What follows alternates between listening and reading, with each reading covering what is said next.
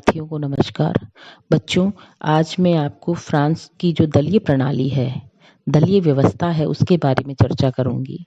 बच्चों, जैसा कि आपको पता है कि पांचवा फ्रांसीसी गणतंत्र जो है चार्ल्स डिगोल के नेतृत्व में 1958 में बनाया गया था और आज भी यह संविधान जो है वर्तमान में भी कार्यरत है।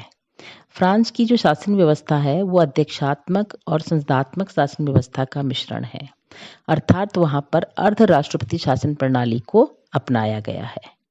फ्रांस ने अपने राष्ट्र को एक अविभाज्य लोकतांत्रिक धर्मनिरपेक्ष एवं सामाजिक गणराज्य घोषित किया है। बच्चों, आप सबको पता है कि लोकतंत्र के लिए राजनीतिक दल कितने आवश्यक है। बर्क का ये कथन है कि बिना राजनीतिक दलों के लोकतंत्र जो है वो संभव ही नहीं है।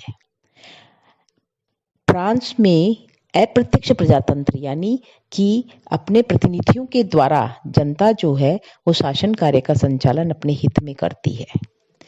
तो राजनीतिक दल जो है वो फ्रांस में भी फ्रांस की जो लोकतांत्रिक व्यवस्था है उसमें भी बहुत महत्वपूर्ण स्थान रखते हैं। फ्रांस में दिगौलवादी दल जिसको यूएनआर कहा जाता है, इसके अलावा वहाँ पर समाजवादी दल भी है, साम्यवादी दल भी है, उग्र समाजवादी दल भी है, लोकप्रिय गणतंत्रवादी आंदोलन भी वहाँ पे चलाया गया है, जिसको कि एमआरपी भी कहा जाता है। बच्चों, जिस प्रकार से फ्रांस की शासन प्रणाली विलक्षणता लिए हुए हैं, विलक्षणता किस का मतलब कि वहां पर शासन प्रणाली जो है वो अध्यक्षात्मक और संसदात्मक शासन प्रणाली का मिश्रण है, वैसे ही वहां पर दलीय प्रणाली जो है वो भी बहुत निरालापन लिए हुए है, यानी कि दलीय प्रणाली भी विशिष्टता लिए हुए हैं। और वो विशिष्टता क्या है, इसको हम आग और जिंक के शब्दों में समझेंगे कि फ्रांस में इंग्लैंड और अमेरिका के समान राजनीतिक दल न होकर उन्हीं के अनुरूप ऐसे प्रभावी गुट भी हैं जिनमें राजनीतिक दलों के समान न तो कार्यक्रम है और न ही संगठन है। फ्रांस में प्राय इन्हीं दलों को गुटों को जो है दल के नाम से संबोधित किया जाता है। बच्चों, बड़ा अटपटा सा लगेगा कि जो दल बाहर बने हुए हैं वो दल वहां पर संसद में जब सरकार बनती है तो वहां पर उनका कोई तालमेल नहीं होता। ये बहुत ही विचित्र बात है वहाँ के राजनीतिक दलों की।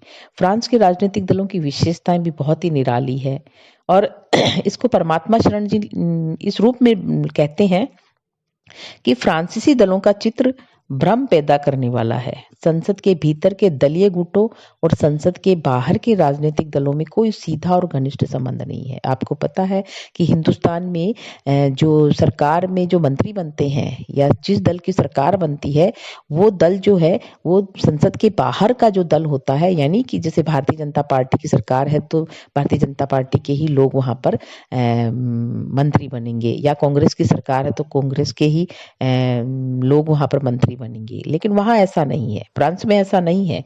संसद के भीतर ऐसे गुटों को ढूंढा जा सकता है जिनका संसद के बाहर कोई दलीय आधार ही नहीं है या दलीय संगठन ही उनका नहीं है। दूसरी तरफ ऐसे दलीय गुट भी है जिनका संसद में किसी भी दल द्वारा प्रतिनिधित्व नहीं किया जाता होता। अधिकांश दल ऐसे होते हैं जिनका अपना कोई दलीय कार्यक्रम भी नहीं है और जिनके दलीय कार्यक्रम है भी तो उनके बीच कोई स्पष्ट और निश्चित भेद नहीं है। ये बहुत महत्वपूर्ण बात है।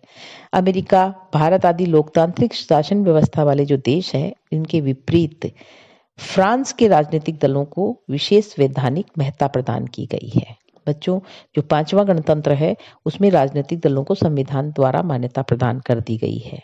संविधान की धारा 4 में कहा गया है कि मताधिकार की अभिव्यक्ति का मुख्य साधन राजनीतिक दल होगा। इस संबंध में डोरोथी फिकल्स ने लिखा है कि सर्वप्रथम एक गणतंत्रात्मक संविधान राजनीतिक दलों की चर्चा ही नहीं करता वरन राजनीतिक जीवन के स्वाभाविक तत्व के रूप में इन्हें मान्यता भी प्रदान करता है। अब मैं आपको बच्चों फ्रांसीसी दल प्रणाली की विशेषताओं के बारे में बताऊंगी। पहली विशेषता है बहुदलीय प्रणाली। बच्चों, फ्रांस में बहुदलीय प्रणाली प्रचलित है। फ्रांस की जो बहुदलीय प्रणाली है वहाँ की ऐतिहासिक परिस्थितियों की उपज है। दलीय पद्धति का जब हम प्रारंभ करने की बात करते हैं तो ये जो है तीसरे गणतंत्र की स्थापना से इसका प्रारंभ हुआ। जब सर्वप्रथम दो दल विकसित हुए, एक राजतंत्र का समर्थक था तो दूसरा उसका विरोधी, या ये कहेंगे कि दूसरा गणतंत्र की स्थापना करना चाहता था। 1876 के निर्वाचन में गणतंत्रवादियों की विजयी हुई और वहां तृतीय गणतंत्र की स्थापना हुई। राजतंत्र के जो समर्थक थे बच्चों, वो कालांतर में अपने आप को अनुदारवादी कहने लगे, परंतु विचारों में परिपक्वता न होने के कारण इस दल को लोकमत का समर्थन प्राप्त नहीं हो सका। बच्चों, सन 1881-82 में गणतंत्रवादियों में फूट पड़ गई और 1887 तक, मतलब 1887 तक वहां पर राजनीतिक उथल पुथल होती रही। फिर हमने देखा कि 4 राजनीतिक दल उभरे जिन्हें अनुदारवादी, संतुष्टवादी, उग्रवादी और समाजवादी दलों की संज्ञा दी गई। यद्यपि ये सब गुट थे, दल नहीं थे। बहुत महत्वपूर्ण बात है कि दल नहीं, ये केवल गुट थे।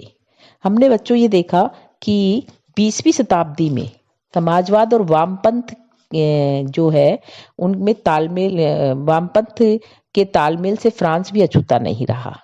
वर्तमान समय शताब्दी के प्रथम चरण में अनेक राजनीतिक समूह का उदय हुआ। एक एक समस्या को लेकर कई कई गुटों का भी निर्माण हुआ, समूहों का भी निर्माण हुआ। कई गुटों का उद्देश्य केवल किसी एक राजनेता की प्रशंसा करना और किसी दूसरे राजनेता पर आक्षेप करना था। किसी ने वैदेशिक संबंधों में परिवर्तन को अपना लक्ष्य बनाया तो किसी ने धार्मिक समस्या को अपनाया, किसी ने समाजवाद को गले लगाया तो किसी ने साम्यवादी माध्यमों को अपनाने की घोषणा की। इस प्रकार फ्रांस का जो राजनीतिक क्षितिज है, राजनीतिक जो प्लेटफॉर्म है बच्चों, उस पर दक्षिणपंथी मध्यम मार्गी, वामपंथी मध्यम मार्गी, शुद्ध वामपंथी और उग्र वामपंथी आदि अनेक गुट एक दूसरे से स्पर्धा करने लगे। यानी कि एक गुट जो है, समूह जो है, जो एक समस्या को ले लेता है, उसी को वो गुट बनाकर उसको राष्ट्रीय जनता के बीच में लाता है, तो वो एक प्रकार से समूह या गुट बन जाता है। राष्ट्रीय दल कहे जाने वाले जो दल हैं, उनकी संख्या जो है बच्चों, आम चुनाव में 10 से 12 तक ही, या उससे ज़्यादा भी हो सकती है या उससे कम भी हो सकती है। इसके अलावा छोटे मोटे गुट भी है, कुछ स्थानीय, कुछ सामयिक और कुछ थोड़े से व्यक्तियों के लेवल वाले या विशेष हित वाले गुट भी है। संसद में प्रतिनिधित्व करने वाले गुटों की जो संख्या है वो 9 से लेकर 15 तक ही है। मैंने आपको बताया है पूर्व में कि वहां पर दिगोलवादी दल भी है, साम्यवादी दल भी है, समाजवादी दल भी है, उग्र समाजवादी दल भी है। बहुत सारे दल वहां पर कार्यरत है। इस प्रकार से वहां पर बहुदलीय प्रणाली को स्थापित किया गया है। दूसरी जो विशेषता है इसकी वो है दलीय कार्यक्रम का अभाव। जैसे कि हिंदुस्तान में, इंग्लैंड में और अमेरिका में हम ये कह सकते हैं कि यहाँ पर दलीय जो व्यवस्थाएं हैं, दलीय कार्यक्रम जो है, दलीय अनुशासन जो है वो बहुत महत्वपूर्ण है। तो लेकिन फ्रांस में दलीय कार्यक्रम का अभाव है। सामान्यतः हमने बच्चों देखा कि राजनीतिक दलों के विशिष्ट कार्यक्रम होते हैं, विशिष्ट प्रोग्राम होते हैं उनके, जिनके आधार पर उनके सदस्य आपस में संगठित होते हैं, जिनका वो प्रचार भी करते हैं, जिसके आधार पर वे राष्ट्रीय निर्वाचनों में भाग भी लेते हैं और सरकार में आ जाने पर उसे वो कार्य रूप में भी परिणित करने की कोशिश करते हैं, या हम ये कहेंगे कि वो नैतिक दृष्टि से बाध्य भी हो जाते हैं उन प्रोग्राम्स को कार्य रूप में परिणित करने के लिए। बच्चों, हमने देखा कि हिंदुस्तान में तो हर राजनीतिक दल अपना मैनिफेस्टो निकालता है, घोषणा पत्र निकालता है और उस घोषणा पत्र के अनुसार कार्य करने की भी कोशिश करता है, क्योंकि वो इनको कार्य रूप में परिणित करने के लिए नैतिक दृष्टि से बाध्य हो जाते हैं। ये ब्रिटेन, अमेरिका और भारतीय राजनीतिक दलों के साथ कम या अधिक रूप से सारा कुछ ऐसा होता है।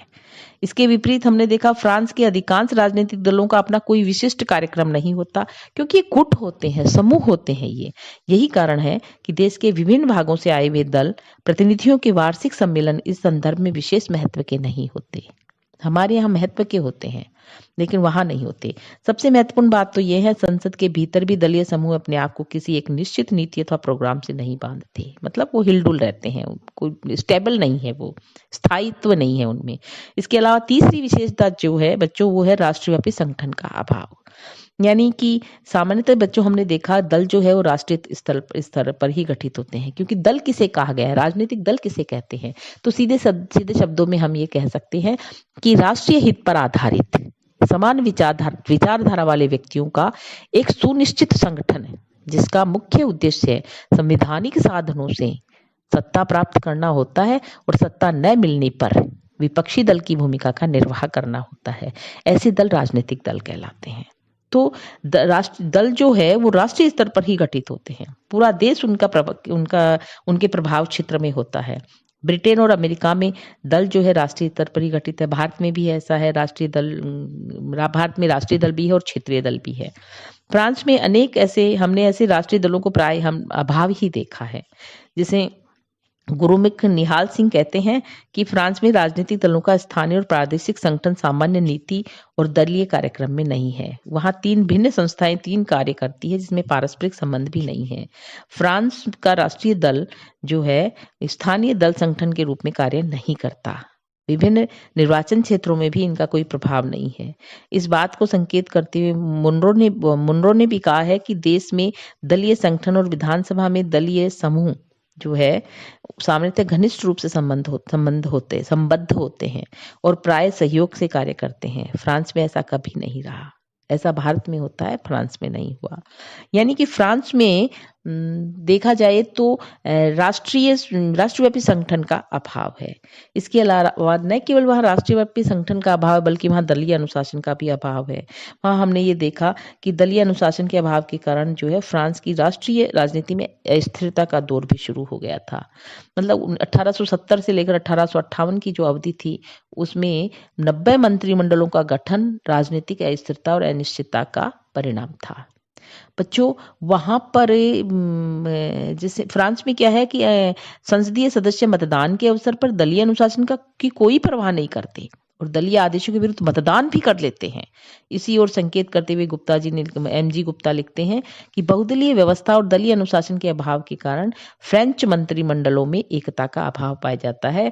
इसका परिणाम यह होता है कि जब कोई मंत्रिमंडल पदच्युत होता है और नवीन का निर्माण किया जाता है, तब अधिकतर पदच्युत मंत्री नवीन मंत्रिमंडल में सम्मिलित कर लिए जाते हैं।